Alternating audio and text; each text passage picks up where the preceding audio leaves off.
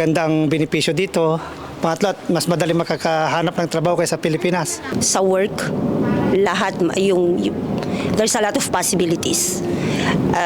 You can enrich yourself. Kung ano yung trabaho mo ngayon, pwedeng mag-ameliorate kung gugustuhin mo. Paris is a good destination, it's a good place. So, syempre, pag galing ka ng Middle East, sobrang hirap. So, dito sa Paris kasi, naramdaman namin yung care ng mga tao.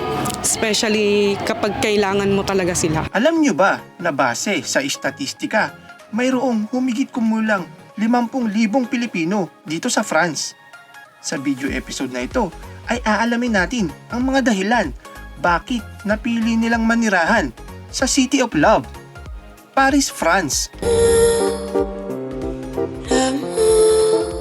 Samahan mo akong makipagkwentuhan sa ating mga kababayan dito sa Paris para malaman natin ang mga dahilan bakit nila piniling tumira at mamuhay sa France. Malay mo, dito din pala sa France ang future mo ka-proud.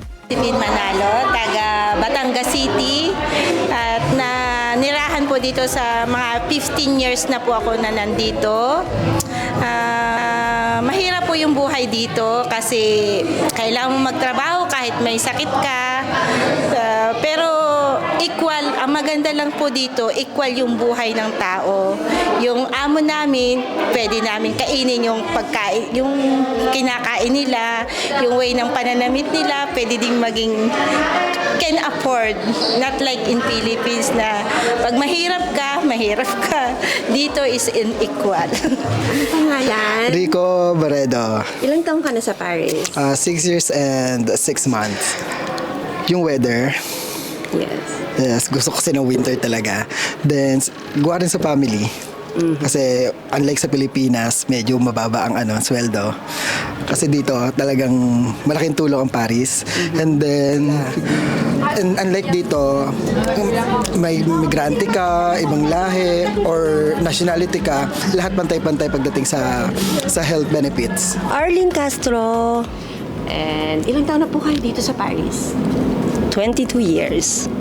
Unang-una dito kasi yung sa work, lahat there's a lot of possibilities.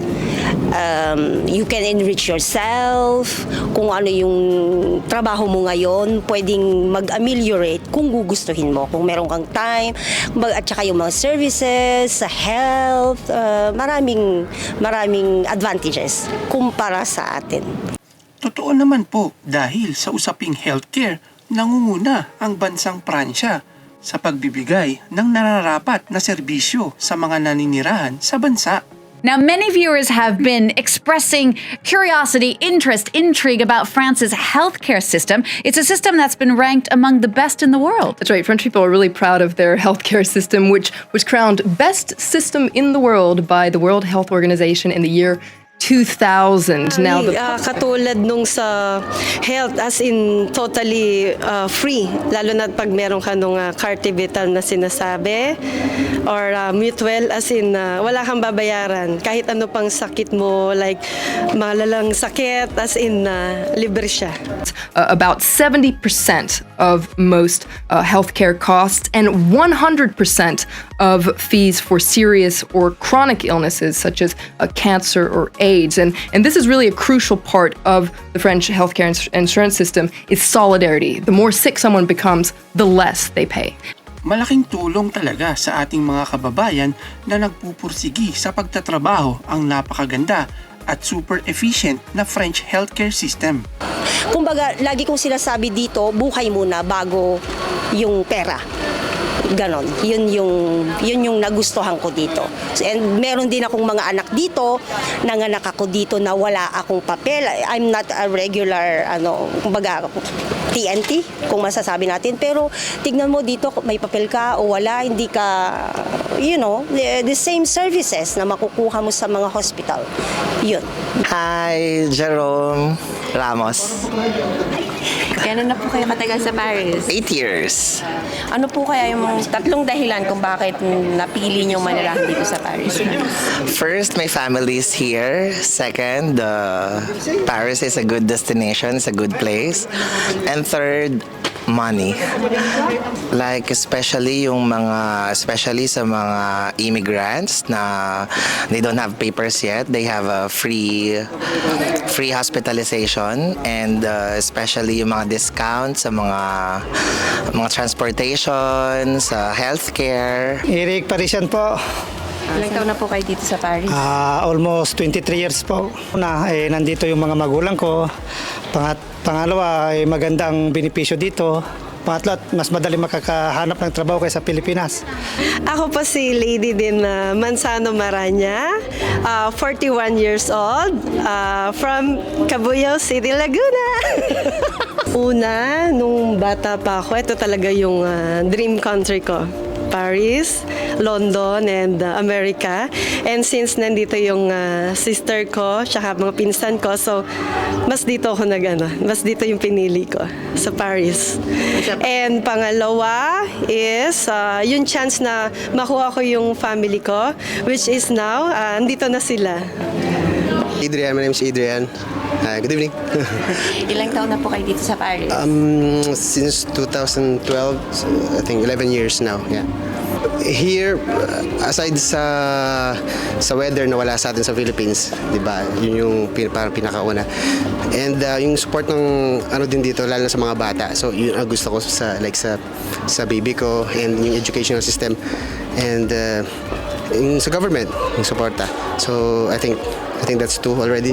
So yung 3, pangatlo, parang mas na-appreciate ko yung ng mga Filipinos dito. Even though sa Philippines, Pilipino tayo lahat, pero parang dito, mas naano ko siya kasi nga, hindi natin to bansa, pero still, di ba, yung unity, lalo sa mga events na ganito. So yun, nagkakasama-sama tayo and nakapag-spend ng time together. Masaya. My name is Michael Lim, that's it. Ilang taon na po kayo dito sa Paris? I'm running 9 years na, 8 years na ako ngayon dito with my partner. Iba talaga pag Europe eh. Iba ang France. So, the first reason, in-invite kami. Pangalawang reason, na in love kami. Pangatlong reason, this is our last stop na dito kami maninirahan hanggang sa, alam mo na. Kasi dito, malakas ang natin dito eh. And ang France government, masyado silang particular sa human rights. At yun naman talaga ang, alam mo yun, nabuboost yung confidence natin dahil sa human rights. Of course, dahil doon, nagagawa natin lahat ng gusto natin. Of course, maano din ang batas dito, just follow the law, pero lahat ng pangarap mo pwede mong matupad dito sa France. Ang name nila? Ako po si Gretchen. Ilang taon na po kayo nakatira dito sa Paris? 10 years na po. Ano po yung 3 dahilan kung bakit nagustuhan niyong manirahan sa Paris? 3 dahilan? Una po, syempre, malaki po yung sahod. Syempre, magtatrabaho po tayo, di ba? Importante po yan. Pangalawa, para po sa future ng anak, para sa future ng family, alam niyo na po. Pangatlo, parang masaya. May iba naman. Hindi lang puro Pinas. Julius po.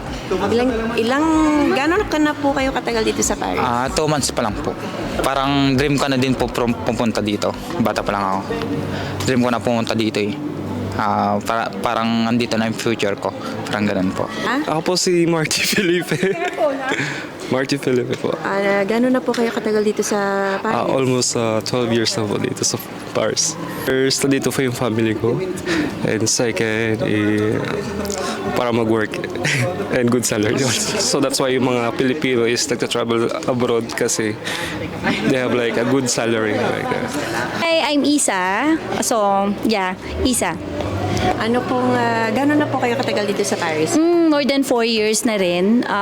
But I've been living in Italy kasi mostly of my relatives are in Rome. My dad also lives there. So, yeah, I just transferred here kasi I saw the opportunity. I think more of like yung better opportunity for English speakers kasi hindi pa ako masyadong bihasa sa pagsasalita ng French. But I'm trying to speak French kasi mas malawak yung mararating ko kapag gumaling ako magsalita ng French. But of course, yun nga, yung opportunity, mas malawak. At the same time, what else? Feeling ko mas masaya dito kasi I tried to live in Italy, medyo laid back. So walang parang nightlife. So parang iniisip ko din kasi Paris is city of lights and a romantic place to be.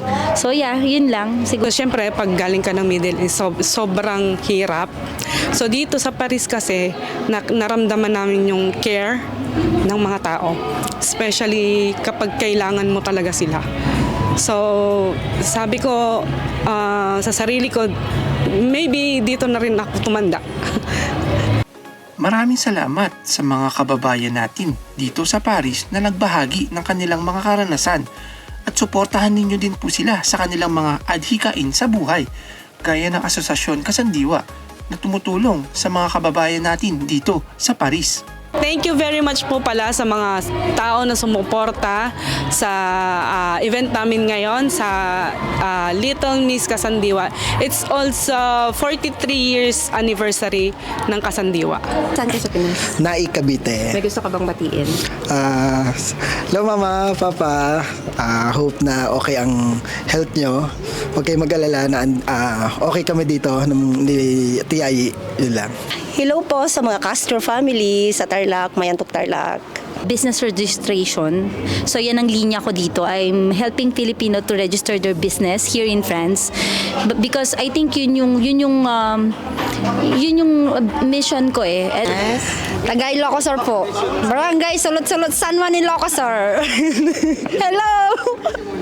Yung mga taga-Tarlac lang po yun, sa family ko. Family Villanueva po. Sa Pilipinas? Pangasinan, Ilocano. Okay. Promote niyo po yung channel niyo. Promote ko po yung channel ko, Eric Parisian. Paki-follow na lang sa Facebook at saka sa YouTube. Eric Parisian po. Salamat. Yung TikTok ko, Lady Dean. Yung FB ko, Lady Dean. So, dito I'm teaching dance. I have a dance class, so it's every Saturday, Dance Kids. So, yan, it's a choreography class, some modern hip hop for kids, and it's every Saturday from 12:30 to 1:30. And Sunday I have Dance 100. It's a choreography class for adults, and it's a 2-hour dance class. It's a modern choreography hip hop. Yun. So if you wanna join my group, my class, so don't hesitate. If you know someone kasama sa group, don't hesitate to contact them or contact me, and we would be glad if you join us. Maraming salamat sa panonood. Kung may nais kang malaman tungkol sa buhay-buhay sa France, i-comment mo na para pag-usapan natin kasama ang mga kababayan natin dito sa Paris.